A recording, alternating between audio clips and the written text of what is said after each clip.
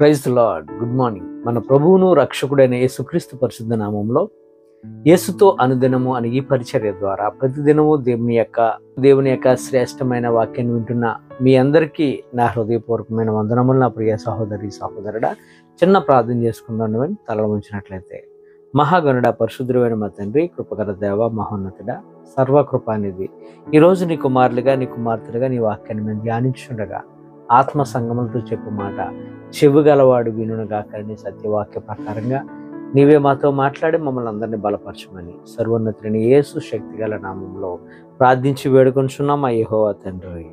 Amen. God bless you. దేవుడు ఈరోజు మనతో మాట్లాడుచున్న మాట అపోస్తలుడైన పేతురు రాసిన మొదటి పత్రిక 5వ అధ్యాయము 7వ వచనం మనం చూసినట్లయితే, ఆయన మిమ్ము గూర్చి చింతించుచున్నాడు గనుక మీ చింత యావత్తును ఆయన మీద వేయుడి అని. ఆయనే, దేవుడే, యేసయ్యే మన కొరకు చింతిస్తున్నాడట. మన యొక్క పరిస్థితులను బట్టి, మన యొక్క నడవడికను బట్టి, మన యొక్క ఆత్మీయ స్థితి దిగజారిపోతున్న స్థితిని బట్టి ఆయన మన కొరకు ఎంతగానో ఆయన చింతిస్తున్నాడట. ఈ మాట వినిచున్న నా ప్రియ సహోదరి సహోదరుడా, ఆయనలో మన కొరకు అయితే ఆ చింతలు ఉన్నాయి. కానీ ప్రతి ఒక్కరికి మనకు కొన్ని చింతలు ఉంటాయి. చింత అంటే వర్రీస్. చింత లేనివాడు ఒక్కడు కూడా ఈ ప్రపంచం మీద ఎవడో కనబడడు, ఉండడు కూడా. కోటీశ్వరునికి వారికి ఉండవలసిన చింత ఉంటుంది. బాగా పేదవాడు, అతనికి ఉండవలసిన చింత అతనికి ఉంటుంది. ఒక సామెత ఉంటుంది కదా, ఎంత చెట్టుకి అంత గాలి అన్నట్టు. కారులో తిరుగుతున్న వారిని చూసి మామూలు ప్రజలు అనుకుంటారు, అతనికి ఏ బాధ ఉందండి, హ్యాపీ లైఫ్ అనుకుంటారు. కానీ అతనికి ఉండవలసిన చింత ఉంటుంది.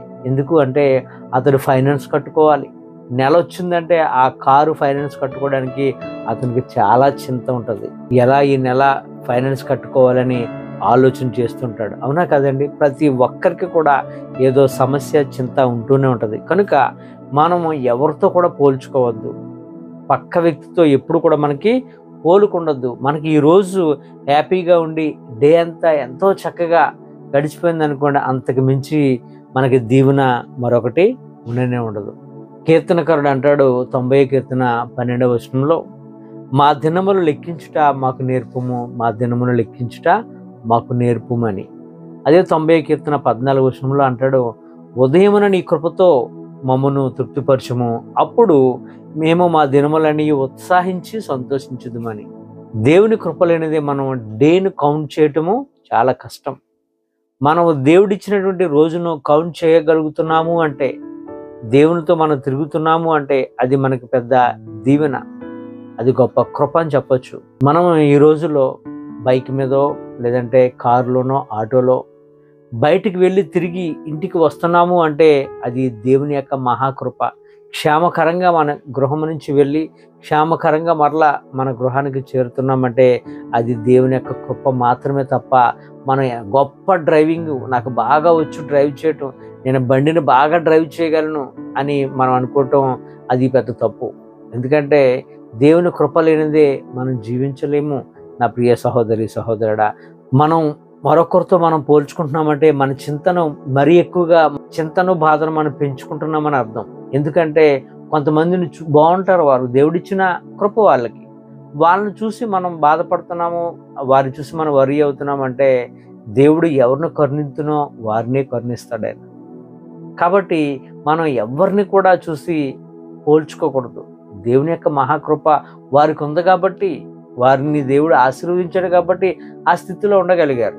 అంతే తప్ప వారిని చూసి మనం ఎప్పుడు కూడా చింతించకూడదు. ఉదాహరణకు, ఒక వ్యక్తిని చూసి మనం అతనిలాగా నేను ఎందుకు ఉండలేకపోతున్నానని నువ్వు పోల్చుకుంటే అది చాలా తప్పు అవుతుంది. అది మన హృదయానికి నెమ్మది లేకుండా చేస్తుంది. మనందరికీ తెలుసు మైకేల్ జాక్సన్, అందరికీ తెలుసు. ఆయన ఒక పాప్ సింగర్ అండ్ డాన్సర్ కూడా. ఆయన తెలియని వారు ఎవరుండరు, నల్ల జాతీయుడు. కానీ అతనికి అతని రంగు నచ్చలేదట. తెల్లవారిని చూసి నేను ఎంత తెల్లగా ఉండాలి అని అనుకున్నాడట. తన ముక్కు తనకు నచ్చలేదట. ముక్కు నిటారుగా ఉండాలని ఆ ముక్కును అనేకమైన సార్లు ప్లాస్టిక్ సర్జరీ చేయటం వల్ల ఏమైందంటే క్యాన్సర్ వచ్చింది. చివరికి ఏమైంది, ఆయన జీవితము చనిపోయాడు. ఇలా చాలామంది వర్రీస్ అవుతుంటారు. మ్యారేజ్ అవ్వట్లేదని చాలామంది వర్రీస్ అవుతుంటారు. వారి జీవితంలో దాని గురించి చింతిస్తుంటారు.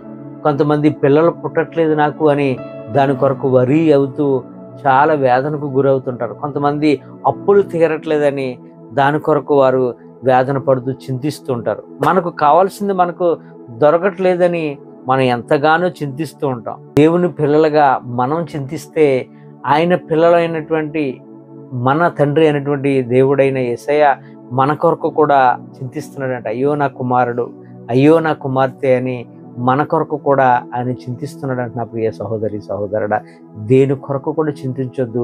మీ చింత యావత్తు ఆయన మీద వేయండి అని వాక్యమైతే ఉంది. మన చింతలు ఏమైతే ఉన్నాయో, మన భారం ఏమైతుందో ఈరోజు దేవుడు నీతో నాతో మాట్లాడుచున్నాడు. నా ప్రియ సహోదరి సహోదరుడా, ఎందుకు నీకు ఈ చింత, ఎందుకు ఆ వేదన, ఎందుకు ఆ బాధ?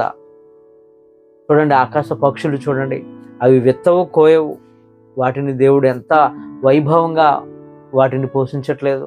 వాటికన్నా మీరు శ్రేష్ఠులు అని దేవుని యొక్క వాక్యం అయితే సెలవిస్తుంది. కనుక మనం దేని కొరకు కూడా చింతించి మన యొక్క ఆరోగ్యాలను పాడు చేసుకోవడం తప్ప ఏమీ కూడా చింతించటం వల్ల మనం ఏమీ చేయలేం. మన చింత యావత్తు ప్రభువు మీద పెడితే ఆయనే మనకు కావలసిన మార్గాలను ఆయన బోధిస్తాడు. మన పరిస్థితిని చూస్తాడు. మన పరిస్థితికి తగ్గట్టుగా ఎప్పుడు ఏది చేయాలో అప్పుడే చేస్తాడు.